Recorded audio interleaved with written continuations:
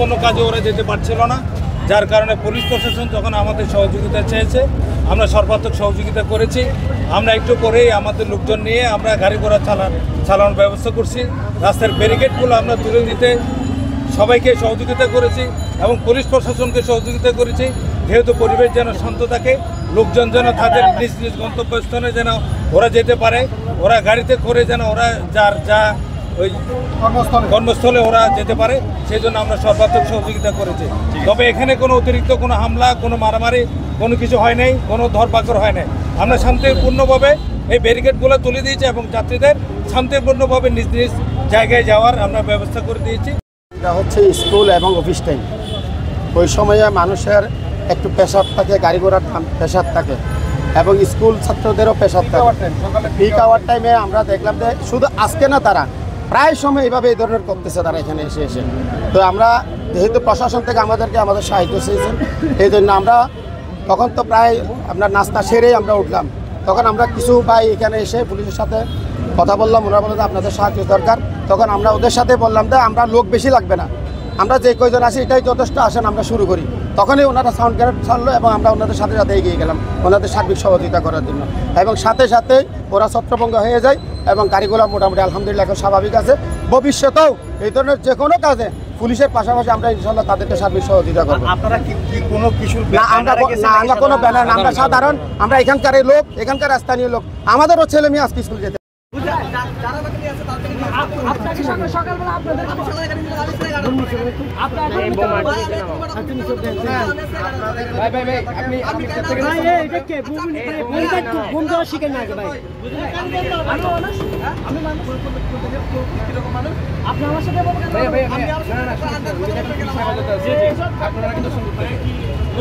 ওনাকে ধরা হচ্ছে এখান থেকে, ওনারা শুধুমাত্র একজন না, ওনারা যখন আক্রমণ পুলিশের আক্রমণ করতেছে, পুলিশ ওদের কাছে কথা বলতে চাইছিল, ওনারা নাকি পুলিশকে মানে পিছনে হারাচ্ছে, পুলিশটা ভুয়া বলে কথা বলতেছে, পুলিশের বলতে কোনো যোগ্যতাই নাই, পুলিশ কেন আমাদের কি করবে? ঠিক আছে, উনি বলছে, ওনাকে জিজ্ঞেস করে বলছে কিনা, উনি এখানে চিফ প্রেসিডেন্ট ছিল। আপনি কি করেন? আমি এমনি চাকরিজীবী। সকাল থেকে আমরা মুরাদপুর অবস্থান করতেছি, দেখতেছি ওনাদের আমরা অ্যালুমিনিয়ামের কাজ করি, এখানে আছে। আমার এসিসির আসছেন, এডিসির আসছেন, সবাই বোঝানোর চেষ্টা করছে, তারা কোনোভাবেই বুঝবে না, তারা রোড ব্লক করবে, সাধারণ মানুষের দুর্ভোগ বাড়াবে। লাস্টে আমরা সিনিয়র অফিসারদের মানে আদেশে আমরা টিয়ার সেল নিক্ষেপ করি এবং লাঠিচার্জ করি এবং সাউন্ড গ্রেনেড নিক্ষেপ করি, পরে তারা ছত্রভঙ্গ হয়ে যায়।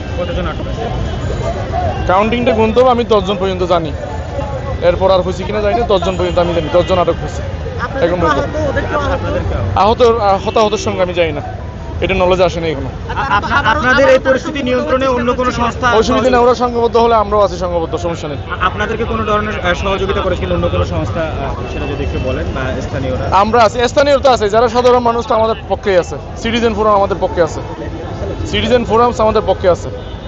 এটা এগুলো সিটিজেন ফোরাম মানে এখানে সাধারণ মানুষ চাই না এই ধরনের মানুষের দুর্ভোগ বাড়ুক, ওরা সাধারণ মানুষের দুর্ভোগ না হোক সেটাই তারা চায়, এই জন্য পুলিশের সাথে তারা আছে। কত সংখ্যক মানুষ তারা সড়ক অবরোধ করতে আসছিল? হবে 100-200 হবে।